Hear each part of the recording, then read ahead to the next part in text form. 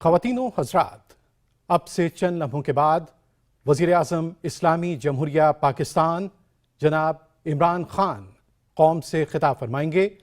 وزیر اعظم کے خطاب سے پہلے تلاوت کلام پاک اور ترجمہ۔ اعوذ باللہ من الشیطان الرجیم، بسم اللہ الرحمن الرحیم۔ وَلْتَكُن مِّنكُمْ أُمَّةٌ يَدْعُونَ إِلَى الْخَيْرِ وَيَأْمُرُونَ بالمعروف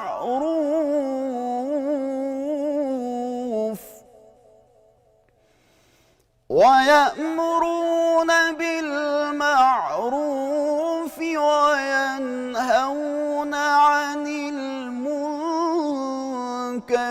وأولئك هم المفلحون۔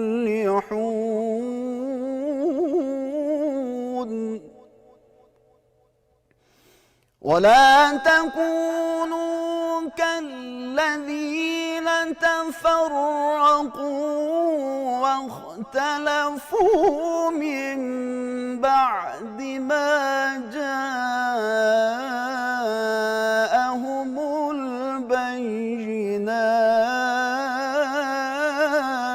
البينات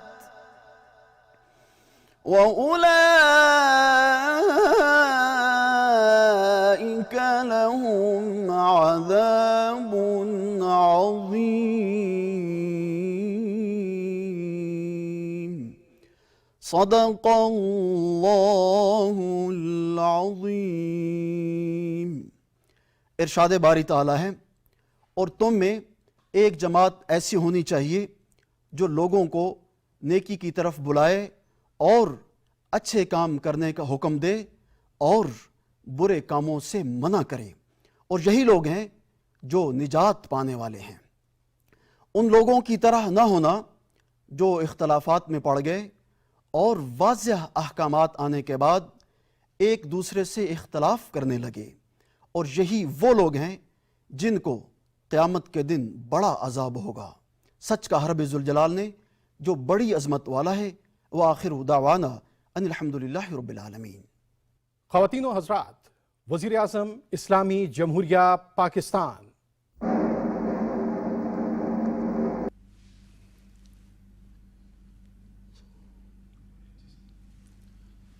بسم اللہ الرحمن الرحیم۔ ایاک نعبد و ایاک نستعین۔ اللہ، تیری عبادت کرتے ہیں اور صرف تیرے سے مدد مانگتے ہیں۔ میرے پاکستانیوں، تقریباً 26 سال پہلے جب میں نے تحریک انصاف شروع کی تو اس کے پرنسپلز میں پھر سے آپ کو ریپیٹ کرتا ہوں، کیونکہ یہ کبھی 26 سال یہ پرنسپل چینج نہیں ہوئے میرے۔ ایاک نعبد و ایاک نستعین، خودداری،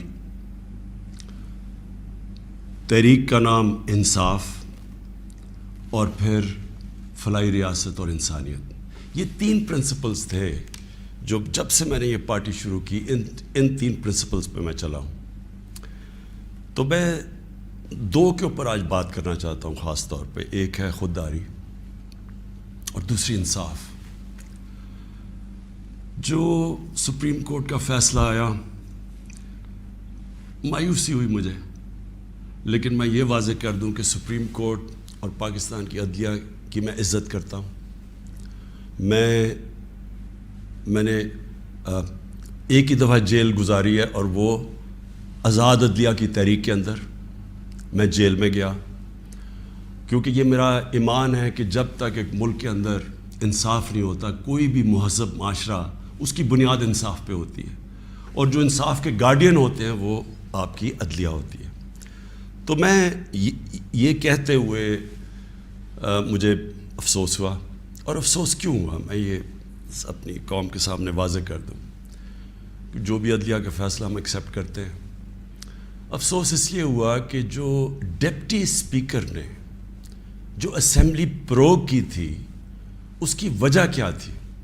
اس کی وجہ یہ تھی آرٹیکل 5 یعنی کہ بیرونی مداخلت ہوئی تھی پاکستان کے عدم اعتماد پہ.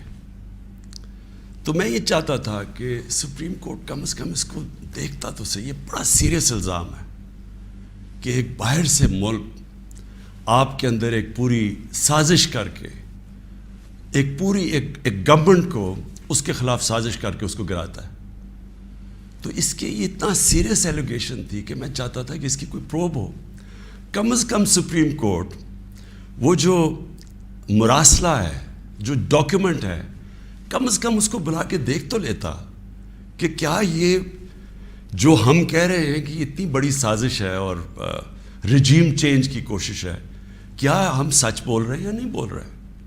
تو مجھے تھوڑی سی مایوسی ہوئی کیونکہ یہ اتنا بڑا ایشو ہے اور اس کے اوپر کوئی سپریم کورٹ میں بات نہیں ہوئی. اور دوسرا مجھے افسوس یہ ہوا کہ اتنی جلدی جتنا فیصلہ آیا, جو 63A یعنی کہ جو کھلے عام ہارس ٹریڈنگ ہو رہی ہے, پولیٹیشنز کے ضمیر خریدے جا رہے ہیں, بھیڑ بکریوں کی طرح ان کو بند کیا جا رہا ہے ہوٹلز میں اور ان کی قیمتیں لگائی جا رہی ہیں. سوشل میڈیا کا زمانہ ہے, بچے کو پتہ ہے اب کس قیمت کے اوپر اپنے ضمیر بیچ رہے ہیں. کون سی جمہوریت ہے یہ؟ کون سی دنیا کی جمہوریت میں اس چیز کی اجازت دی جاتی ہے؟ اور جو سب سے بڑا انصاف کا فورم ہے عدلیہ, اس سے ہم ایکسپیکٹ کرتے تھے کہ کم از کم اس کے اوپر اور کچھ نہیں تو سو موٹو ایکشن لے, کیونکہ یہ تو ایک مذاق بن گیا ہے پاکستان کی ڈیموکریسی کا. کیونکہ یہ تو کہیں اتنے کھلے عام تو میرے خیال میں بنانا ریپبلکس میں بھی نہیں سیاستدان نہیں بکتے جو یہ بک رہے تھے اور بک رہے ہیں. اور وہ دیکھیں ابھی جو پنجاب میں ہو رہا ہے, کبھی وہ اواری کے اندر لوگ بند ہیں جناب, ان کو نکل رہا ہے گارڈز. تو یہ تو کوئی جمہوریت نہیں ہے. لیکن اس سے جو سب سے تکلیف دہ چیز ہے کہ دیکھیں ایک قوم جس کی 60% سے زیادہ آبادی 30 سال کی عمر سے کم ہے, یہ ہماری یوتھ ہے, یہ ہمارا فیوچر ہے. اور فیوچر کو آپ اگر گائیڈ نہیں کریں گے, ان کی تربیت نہیں کریں گے, ان کی اخلاقیات کو اٹھائیں گے نہیں, اس طرح کی چیزیں کریں گے, تو وہ بھی یہ سمجھیں گے کہ اگر ملک کے جو لیڈرشپ ہے, یہ ریپرزینٹیٹیوز ہیں, یہ اگر رشوت دے کے لوگوں کو خرید رہے ہیں, کوئی بک رہا ہے کوئی خرید رہا ہے, تو ان کی ہم کیا مثال پیدا کر رہے ہیں. یعنی یہ کس طرف جا رہا ہے پاکستان. اور یہ پہلے بھی یہی شریف برادران نے شروع کی تھی چانگا مانگا, آج سے کوئی 30-32 سال پہلے. یہ تب شروع ہوا تھا یہ بھیڑ بکریوں کی طرح سیاستدان کو خریدنا, اور تب سے سیاست اور نیچے گئی ہے کہ جیسے لوگوں کو یہ پتہ چلا کہ یہ بک رہے ہیں, لوگوں سے ووٹ لے کے آ رہے ہیں کہ ہم آپ کی بڑی خدمت کریں گے, وہاں جا کے لوگوں کی ووٹ لے کے اپنے ضمیر بیچ رہے ہیں, اور پھر ریزروڈ سیٹس والے بک رہے ہیں. ریزروڈ سیٹس تو ایک تحفہ دیتی ہے ایک پارٹی کسی کو, وہ بکے ہوئے ہیں, وہ کھلے عام بک کے اور وہ دوسری طرف گئے ہوئے ہیں. تو میں صرف ایک اب ایز اے پاکستانی بات کر رہا ہوں کہ جو ایک خواب دیکھتا تھا اور شروع سے کہ ایک بڑا ہمارا عظیم ملک بنے گا, اور میری یہ کبھی خواب نہیں گئی میرے سے, میرا یہ بلیف ہے کہ اس ملک نے بڑا ایک عظیم ملک بننا ہے, اور یہ ایک سٹرگل ہے اس طرف جانے کے لیے. لیکن یہ بہت بڑا دھچکا لگتا ہے اس سٹرگل کو جب آپ یہ تماشا دیکھ رہے ہیں. تو دونوں چیزیں بڑی سیریس ہیں ملک کے مستقبل کے لیے.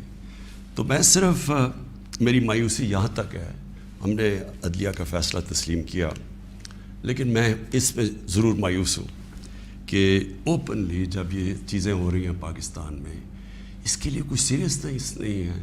یعنی جو بھی انصاف کے ادارے ہیں, جو ہمارے پبلک ہے, وہ یہ جب تماشا دیکھ رہی ہے, تو میں ایکسپیکٹ کر رہا ہوں کہ کوئی بھی اس کے اوپر, جو میں اور میری زندگی کتنے 20 گرمیاں گزری ہیں انگلینڈ میں, اور کافی اور بھی میں نے ٹائم گزارا, دنیا ٹریول کرتا تھا, کرکٹ میں ساری دنیا میں گیا ہوں.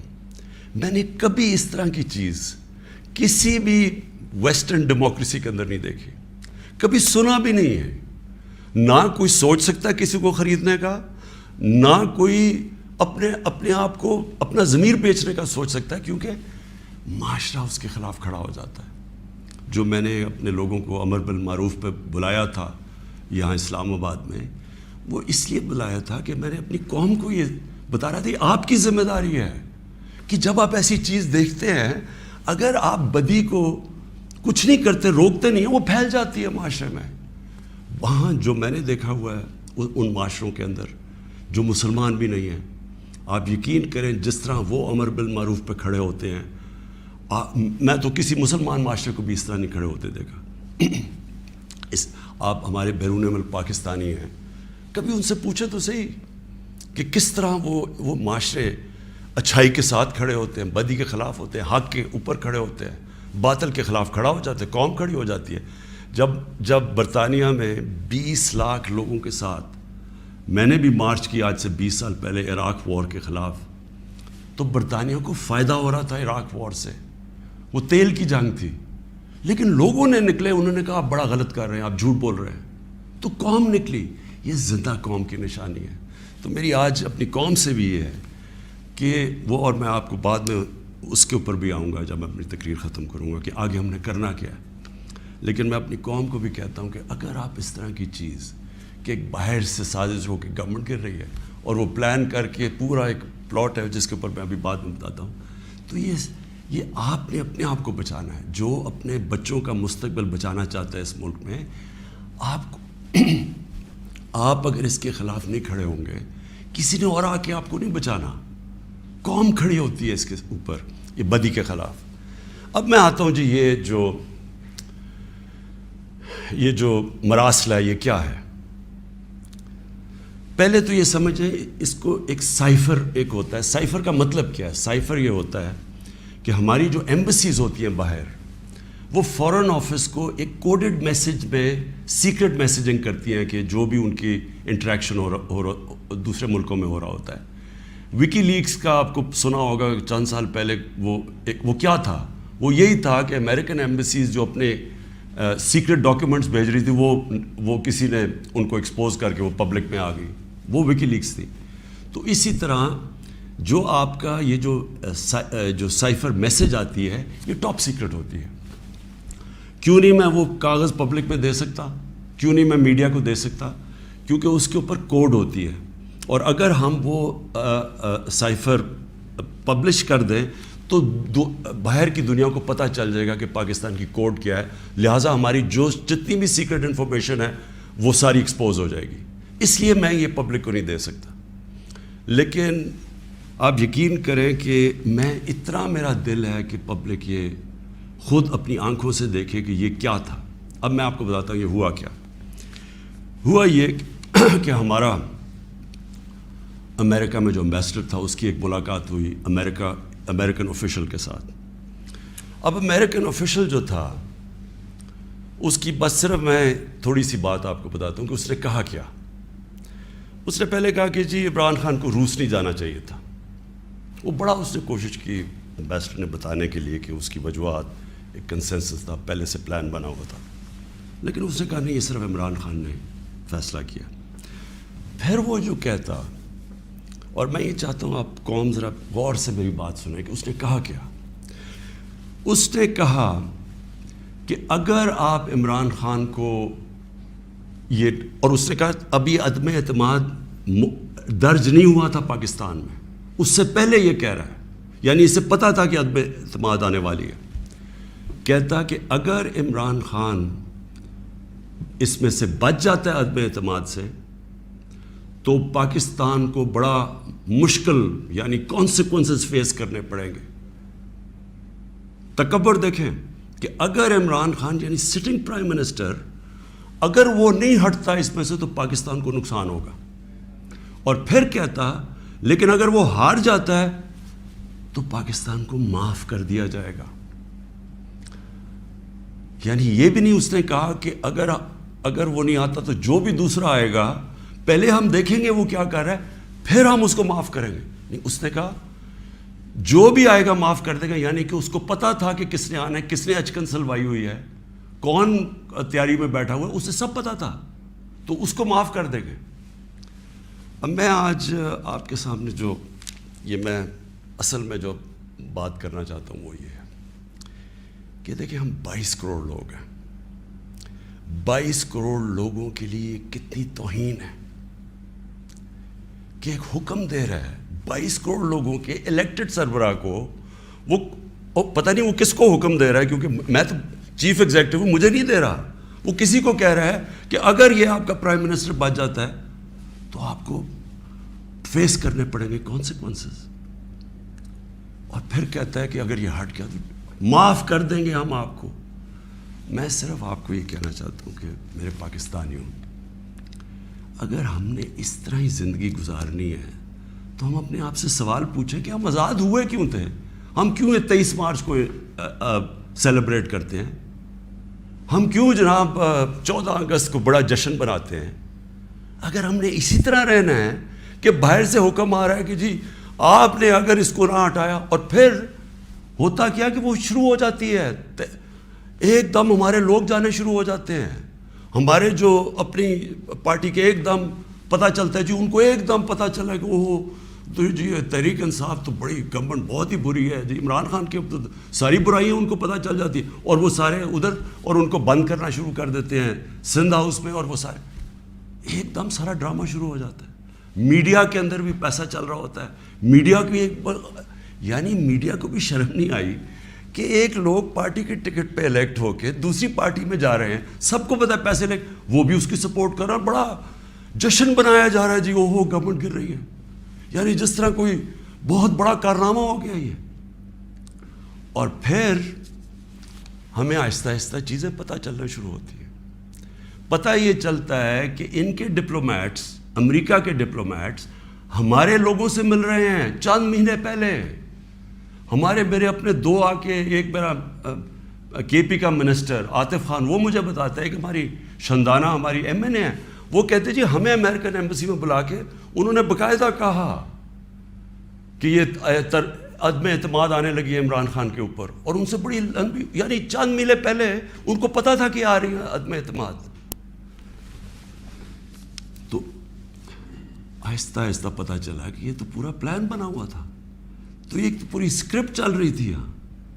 تو میں پھر اپنی قوم سے یہ کہنا چاہتا ہوں کہ دیکھیں یہ ضروری ہے ہم سب کے لیے فیصلہ کرنا کہ ہم کیا چاہتے ہیں۔ ہم ایک آزاد قوم بننا چاہتے ہیں، خوددار قوم بن کے رہنا چاہتے ہیں، یا اس طرح کے غلام چاہتے ہیں؟ اور کس طرح کے غلام؟ کیوں ان کو پتا تھا کہ جناب شیروانی سلائی ہوئی ہے شہباز شریف نے؟ اس نے باقاعدہ میسیجنگ کی، اس نے کہا جناب بیگرز آر ناٹ چوزرز، ان کو میسیج کہ جی جو مقروض ملک ہوتا ہے اس کو غلامی کرنی پڑتی ہے، بیگرز آر ناٹ چوزرز۔ وہ دوسرا ان کا منسٹر بھیجتا ہے جی ہم تو لائف سپورٹ مشین پہ ہیں، تو وہ تو جب امریکہ چاہے بند کرتے، یعنی ہم تو ہیں ہی غلام۔ پہلے تو ان دونوں سے پوچھو کہ آپ 30 سال سے یہ ساری آپ کی پارٹیز حکومت میں تھیں، تو کس نے یہ لائف سپورٹ مشین اور یہ مقروض کیا ملک کو؟ یہ کیا 3.5 سال میں ہوا ہے؟ 30 سال سے تو آپ پاور میں بیٹھے ہوئے ہیں، اور آج آپ کہہ رہے ہیں کہ جی کیونکہ جی ہمیں پر قرضے چڑھے ہوئے ہیں تو ہمیں تو غلامی کرنی پڑے گی۔ مجھے یہ قوم کے سامنے میں رکھتا ہوں، دیکھیں مجھے تو مغرب باقی سب سے بہتر جانتی ہے، اگر کسی کو بھی وہ جانتی ہے اس ملک میں وہ عمران خان کو جانتی ہے، مجھے تو 23 سالوں سے وہ جانتے ہیں لوگ، میری تو ان کے پاس ساری پروفائل پڑی ہے، تو وہ کیوں یہ کہہ رہے ہیں کہ جی اس کو نکالنا ہے؟ کیا میں نے ان کے غلطی کی ہے؟ کیا جرم کیا ہے؟ اور میں آپ کو بتاتا ہوں جرم کیا ہے۔ سب سے بڑا جرم یہ ہے کہ انہوں نے ساری پروفائل جب میری دیکھی، اور ان کو پتہ ہے پہلے سے کہ اس نے ڈرون اٹیکس کی مخالفت کی، اس نے عراق وار کی مخالفت کی، اس نے افغانستان مسلسل کہتا رہا کہ یہ ملٹری سلوشن نہیں ہے افغانستان میں، یا یہاں مذاکرات سے بات ختم ہوگی، اس نے ڈرون اٹیکس جب ہوئے یہاں، یہی جو بیگرز آر ناٹ چوزرز، یہ اور اس کا بھائی جب پاور میں تھے اور آصف زرداری، تو 400 ڈرون اٹیکس جب پاکستان میں ہوئے تو کس نے بولا؟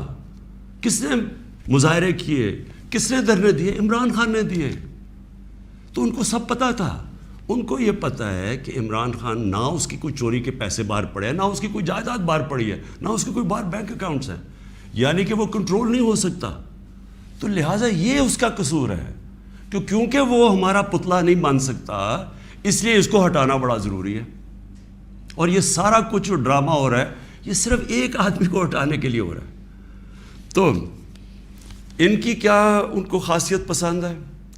ان کو پتہ ہے کہ یہ اپنے پیسے کے لیے یہ اس ملک کی ہر قسم کی قربانی دینے کے لیے تیار ہے. 400 ڈرون اٹیکس میں نے بتایا, یہ کبھی ان کے منہ سے سنا تھا کہ یہ ہر ہیومینیٹیرین لاز, ہر ہیومن رائٹس کی وائلیشن ہے کہ آپ کسی اپنے آپ ان کی مدد کر رہے ہیں, آپ قربانیاں دے رہے ہیں اور وہ آپ میں بمباری کر رہے ہیں. اور بمباری کس طرح لوگوں کو مار رہے ہیں؟ ایک آدمی 4000 میل سے فیصلہ کرتا ہے کہ جناب یہ دہشت گرد ہے, اور اوپر سے بٹن دباتا ہے اور وہ نیچے مر جاتے ہیں. ادھر فلمیں بنی ہیں امریکہ کے اوپر, اس کے اوپر ایک میں نے فلم بھی دیکھی ہوئی ہے, یہ جو ڈرون اٹیکس کرتے تھے. کس کو اب کابل میں ڈرون اٹیک ہوا تھا, پہلے رپورٹ آئی جی کہ پتہ نہیں 8 وہ آئسل کے ممبرز مار گئے, دہشت گرد مار گئے. اگر اگلے دن پتہ چلا جناب ایک آدمی اور اس کے بچے مار گئے. تو آپ کو پتہ ہے کہ کتنی دفعہ قبائلی علاقے کے اندر اس طرح لوگ مرے, ہمارے لوگوں کو کیسے, یعنی 400 ڈرون اٹیکس ایک دم مدرسے میں کر دیا, 80 بچے بیچارے مر گئے, شادیوں پہ اٹیک ہو گیا, کوئی پوچھنے والا نہیں تھا. کیونکہ یہ اپنے پیسے کے غلام ڈرے ہوئے تھے کہ کہیں وہ ناراض ہو گیا تو ہمارا وہ حال نہ ہو جو آج روسیوں کا حال ہو رہا ہے, جو یوکرین کی جنگ کی وجہ سے آج روسیوں کے وہ ضبط کر رہے ہیں اکاؤنٹس, ان کے آج وہ جو ان کے آف شور اکاؤنٹس ہیں, جو ان کی پراپرٹیز ہیں وہ ضبط کر رہے ہیں. تو یہ تو اس لیے کنٹرولڈ ہے اور اس لیے وہ چاہ رہے ہیں کہ یہ آ جائیں تاکہ پھر سے پاکستان کو جو وہ فیصلہ کریں ہم وہ کریں. تو میں پھر سے اپنی قوم کو کہتا ہوں, ہمیں نے یہ فیصلہ کرنا ہے کہ ہمیں کس طرح کا پاکستان چاہیے. میں آپ کو آج مجھے افسوس اور تکلیف بھی ہوتی ہے کہتے ہوئے, ہمارے ساتھ ہی ہندوستان آزاد ہوا تھا. میں ہندوستان بھی باقیوں سے بہت بہتر جانتا ہوں, میری دوستیاں بھی تھیں, کرکٹ کی وجہ سے بڑا مجھے رسپیکٹ بھی ملا, پیار ملا. میں میری لوگوں سے وہاں واقفیت بھی بڑی ہے. مجھے بڑا افسوس ہے کہ یہ صرف ایک RSS کی آئیڈیالوجی کی وجہ سے اور یہ جو کشمیر میں انہوں نے کیا ہے اس کی وجہ سے ہمارے تعلقات نہیں ہیں. لیکن میں آپ کو یہ کہہ دوں کہ وہ ایک بڑے خوددار قوم ہے. کبھی کسی کی جرت نہیں ہے کہ وہاں اس طرح کی بات کریں. کسی سپر پاور کی جرت نہیں ہے کہ وہاں یہ بھی تصور کر دیں کہ جناب وہ یہی کہہ دیں کہ جناب اپنے فورن ریلیشن میں وہ کہیں جو ہم کہہ رہے ہیں. اب دیکھ رہے ہیں وہ روسیوں سے حالانکہ ساری سینکشنز لگی ہوئی ہیں, وہ کہہ رہے ہیں جی ہم تیل امپورٹ کرتے ہیں, ہمارے لوگوں کی بہتری ہے. تو عمران خان کا بھی یہی پرابلم ہے. میں یہ کہتا ہوں کہ کسی سے ہماری لڑائی نہیں ہے, نہ میں کسی کا اینٹی ہوں نہ کسی ملک کا اینٹی ہوں. میں صرف یہ کہتا ہوں کہ جو میرے لوگوں کے فائدے کے لیے پہلی چیز وہ ہے, میرے 22 کروڑ لوگوں کے لیے, اس کے بعد میں دنیا کی باقی چیزیں ماننے کے لیے تیار ہوں. لیکن میں اپنے لوگوں کو قربان نہیں کر سکتا کسی اور قوم کے خاطر جو ہم نے وار آن ٹیرر میں کیا ہے. 80,000 اپنے لوگ ہم نے مروائے, ملک تباہ کروا دیا. اب کوئی پوچھے بھی قبائلی علاقے میں, کبھی لوگوں سے تو پوچھیں ان کے اوپر گزری کیا تھی. 35 لاکھ لوگوں کی نقل مکانی کی.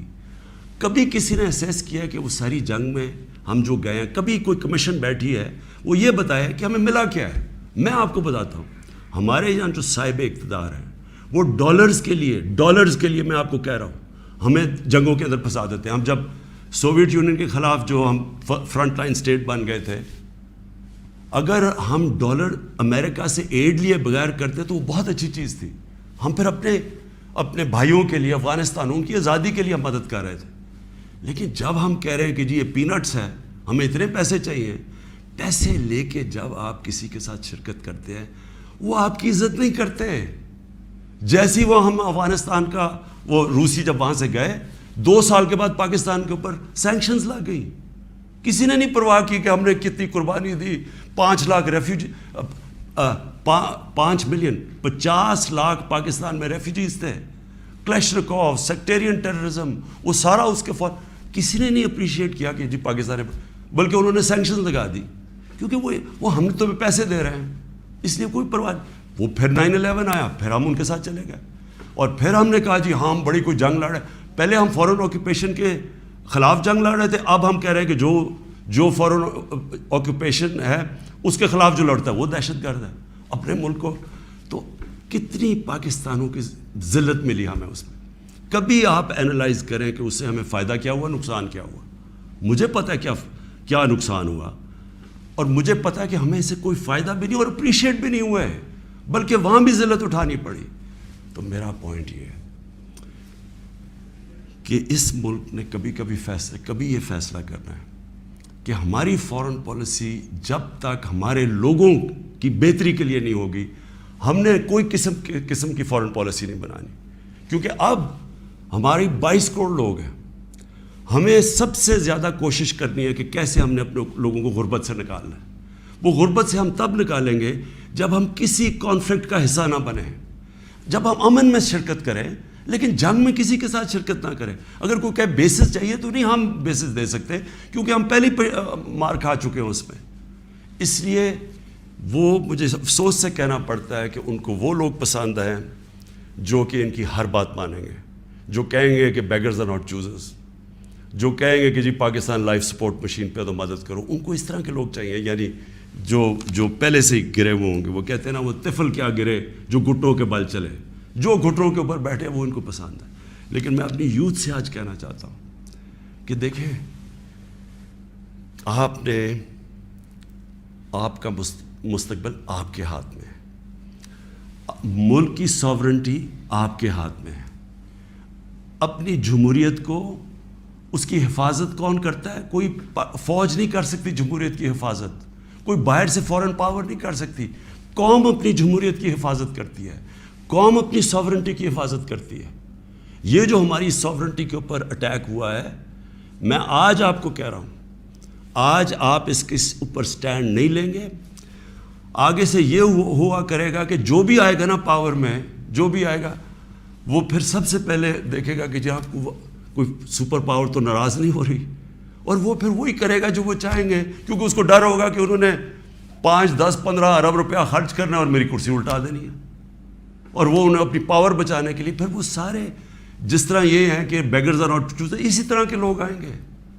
کوئی بھی جب تک قوم اپنی لیڈرشپ کے ساتھ نہیں کھڑی ہوگی اور قوم نہیں کہے گی کہ ہم اپنے ملک کو ایک آزاد ملک دیکھنا چاہتے ہیں, ہماری فارن پالیسی ساورن ہونا چاہیے, ہم اپنے ملک کے مفادات کے لیے, اپنی قوم کے لیے, ہمارے جو لوگ ہیں 22 کروڑ لوگ, ان کے فائدے کے لیے فارن پالیسی بنے گی. اور وہ فارن پالیسی وہ ہے جو ہم سب سے اچھے تعلقات رکھیں. ہم امریکہ کو بار بار ان کو سمجھائیں کہ ہم کوئی میں عمران خان اینٹی امریکن نہیں ہے, لیکن ہم نے بڑی بری حالات دیکھے ہوئے ہیں. ہم نے آپ کی ہم کوئی ٹیشو پیپر کی طرح استعمال ہونے والی قوم نہیں ہے کہ آپ استعمال کریں اور پھر پھینک دیں. ہم آپ کے ساتھ جو ایک ورڈ ہوتا ہے میوچلی بینیفٹ, آپ کو بھی جس کا فائدہ ہو ہمیں بھی فائدہ ہو. ون سائیڈڈ ریلیشن شپ کسی سے نہیں چاہیے. اور پھر میں کہتا ہوں ہندوستان کو دیکھ لیں, اتنی کسی کی جرت نہیں, کسی کی جرت تھی کہ اس طرح کی بات کرتے ہیں ہندوستان میں. یورپین یونین کے جب ایمبیسڈرز نے یہاں بالکل پروٹوکول کے خلاف سٹیٹمنٹ دی کہ جی پاکستان کو روس کے خلاف سٹیٹمنٹ دینی چاہیے, کیا وہ ہندوستان میں کہہ سکتے ہیں؟ کیا ان کی جرت ہے ہندوستان میں ایسی سٹیٹمنٹ دیتے ہوئے؟ کیونکہ ہندوستان ایک ساورن ملک ہے اور ہم ساتھ ہی آزاد ہوئے تھے. تو میری اپنی قوم سے یہ ہے کہ دیکھیں, آپ نے اپنی ساورنٹی کو پروٹیکٹ کرنا ہے. اور میں نے آخر میں اپنی یوتھ سے جو میں بات کرنا چاہتا تھا کہ دیکھیں, میں تو یہ امپورٹڈ گورنمنٹ کو بالکل تسلیم نہیں کروں گا. میں نکلوں گا اپنی قوم کے اندر. میں تو ہمیشہ میری تو کوئی باپ پولیٹکس میں نہیں تھا, میرا کوئی رشتہ دار یا کوئی میں پولیٹیکل فیملی سے تو تھا نہیں. میں نے تو شروع کی عوام کے اندر نکل کے, 14 سال مذاق اڑتا رہا, تھوڑے سے لوگ تھے میرے ساتھ, اور کرتے کرتے اللہ کا کرم ہے کہ ایک دن اللہ نے عوام کے دل میری طرف موڑ دیے اور ایک دم پبلک آنی شروع ہو گئی. اور ابھی جو میں اس کا لاکھ شکر ادا کرتا ہوں کہ ابھی جو ہمارا یہ پریڈ گراؤنڈ میں اسلام آباد میں جو جلسہ ہوا, میرے خیال میں ملک کی تاریخ میں اتنے بڑی ایسے پبلک نہیں نکلی. تو میں تو پبلک نہیں مجھے لے کے آئے ہیں, پبلک کے ساتھ ہی میں نے آنا ہے. میں نے اس لیے شاید ہی پاکستان میں اس کی کوئی مثال نہیں ہے کہ جب انہوں نے وہ عدم اعتماد میرے اوپر یہ لے کے آئے تو میں نے اپنی اسمبلی ڈیزالو کر دی, اپنے آپ کو ڈیزالو کر دیا, اور عوام کے پاس میں نے کہا لوگوں کے پاس جاتا ہوں کہ الیکشن کروائیں, فیصلہ کر لیں, الیکشن سے الیکٹ کریں لوگوں کو. یہ کیا طریقے جی, پیچھے سے مل کے کوئی باہر سے کانسپریسی پیسے دے کے کوئی ادھر خرید کے اور جناب آپ وزیر اعظم بن گئے. یہ کون سی جمہوریت ہے؟ یہ کس جمہوریت کے اندر اس طرح کے وزیر اعظم بنتے ہیں؟ کیا اس کی کریڈیبلٹی رہ گئی ہے؟ اور وہ کیا بنے گی پارلیمنٹ جس کے اندر جو ایک دوسرے کو چور کہتے, سارے ایک دوسرے کو یہ چور کہتے تھے, ساروں نے ایک دوسرے کے اوپر کرپشن کیسز بنائے, سب ایک دوسرے کے اوپر ایسی زبان استعمال کرتے ہیں. 20 سال دیکھ لیں کیا کیا ایک دوسرے کو کہتے ہیں. اب یہ سارا یہ جمگٹا اکٹھا ہو جائے گا اور صرف ایک مسئلہ ہو, کسی طرح بس پاور مل جائے, تاکہ پھر سے پہلے جو NRO 1 ملا تھا ان کو, ساروں نے انہوں نے مل کے جو چوری کی, جنرل مشرف نے انہوں NRO دے دیا. اب یہ NRO 2 ہوگا, آتے ساتھ ہی پاور. اچھا کیوں نہیں عوام کے پاس گئے؟ انہوں نے کہا 3.5 سال کہ جناب یہاں تو بڑی نااہل حکومت ہے, یہ ایسے ہے, لوگوں میں جائیں گے وہ انڈے ماریں گے. تو ہم تو کہہ رہے ہیں لوگوں میں آؤ, اور اب یہ پوری کو اب بھاگ رہے ہیں لوگوں کے اندر. کیوں یہ بھاگ رہے ہیں؟ کیونکہ ان کا مقصد کوئی یہ عوام کی پالیٹکس نہیں ہے. ان کا مقصد صرف یہ ہے کہ وہاں اسمبلی میں آئیں. سب سے پہلا یہ کام میں آج آپ کو کہہ رہا ہوں, اور میری قوم آپ کو اس کے اوپر نظر رکھنی ہے, کیونکہ یہ آپ کا پیسہ چوری ہوا ہے. انہوں نے نیب کو ختم کرنا ہے, انہوں نے اپنے کرپشن کیسز ختم کرنے ہیں. اس وقت حالات یہ ہیں کہ یہ جو سارے ضمانت کے اوپر ہیں, یہ ان کو کیا ڈر کس چیز کا ہے؟ ان کے سارے کیسز آنے لگے ہیں سامنے, تو وہ جلدی جلدی ہٹانا چاہتے تھے کہ کسی طرح یہ اپنے کیسز سے نکل جائے. تو قوم نے نظر رکھنی ہے. پھر انہوں نے, میں دوسری چیز آپ کو کہوں, یہ کبھی انہوں نے نیوٹرل امپائر سے میچ نہیں کھیلا. ان کا سب سے بڑا خوف یہ ہے کہ وہ جو EVM مشین ہے جو ہندوستان میں بھی ہے, جو جوڈیشل کمیشن بنی تھی 2015 میں, اس کی فائنڈنگ صرف یہ تھی کہ جتنے بھی مسئلے آئے ہیں اگر آپ EVM مشین لے آئیں تو وہ سارے مسئلے حل ہو جاتے تھے. ہم نے تو اس لیے لے کے آئے ہیں. میں کرکٹ کی دنیا میں وہ ہوں 200 سالہ تاریخ میں جو کیپٹن نیوٹرل امپائر لے کے آیا تھا. میری یہی کوشش تھی کہ میں پاکستان میں وہ الیکشن کرواؤں جو صاف اور شفاف سب مان جائیں, کیونکہ ہر الیکشن کے اندر شور مچتا تھا. اور یہ وہ ریورس کریں گے, یہ EVM مشینز اس لیے ختم کریں گے کیونکہ انہوں نے دھاندلی کرنی ہے. انہوں نے ساری زندگی دھاندلی کی ہے. اور دوسری اوورسیز پاکستانیز کی ووٹنگ, جو اوورسیز پاکستانی ہیں وہ 90 لاکھ اوورسیز پاکستانی ہیں, ان کی ریمیٹنسز پہ ملک چلتا ہے. وہ آج اپنا پیسہ بند کر دیں تو ہم بینکرپٹ ہیں. وہ جو بیچارہ پاکستانی باہر بیٹھا ہوا ہے, کیا آپ کیوں نہیں ان کو ووٹنگ رائٹ دینا چاہتے؟ ان کے لیے ہم نے آئی ووٹنگ لے کے آئے تھے, ٹیکنالوجی کا استعمال, تو انہوں نے وہ ختم کرنی ہے. یہ اور پھر انہوں نے پوری گیم تیار کر کے تاکہ سارے اپنے نیچے لوگ لگ جائیں, ان کے جو بیوروکریٹس جو پرانے ان کے اپنے ہیں وہ لگا کے پھر میچ فکس کر کے انہوں نے الیکشن میں جانا ہے. اور وہ یہ سارا مسئلہ ہے. اگر یہ ڈیموکریٹس ہیں اور ان کو واقعی جمہوریت کی فکر ہے تو الیکشن اناؤنس کریں.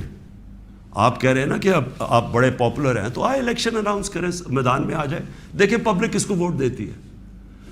تو میں اپنی قوم کو آخر میں, میری زندگی سٹرگل ہے, کسی نے اتنی لمبی سٹرگل نہیں کی کہ کسی نے 22 سال اپنی زندگی کے نہیں گزارے سٹرگل کر کے آخر میں کامیاب ہونا. تو میں تو سٹرگل کے اوپر یوزڈ ہوں. میں تو اب ایک سٹرگل کے لیے تیار ہو گیا ہوں. میں نے تو اب پبلک میں نکلنا ہے اور میں نے سٹرگل کرنی ہے. میں آج اپنی ساری قوم کو کہہ رہا ہوں, یہ امپورٹڈ حکومت جو لانے کی کوشش ہو رہی ہے, پرسوں سنڈے کو آپ نے سب نے عشاء کے بعد آپ نے سب نے نکلنا ہے اور ایک زندہ قوم کی طرح احتجاج کرنا ہے, پرامن احتجاج کرنا ہے. میں پھر سے کہتا ہوں, کبھی بھی آپ نے احتجاج میں توڑ پھوڑ اور کچھ تصادم نہیں کرنا, پرامن احتجاج.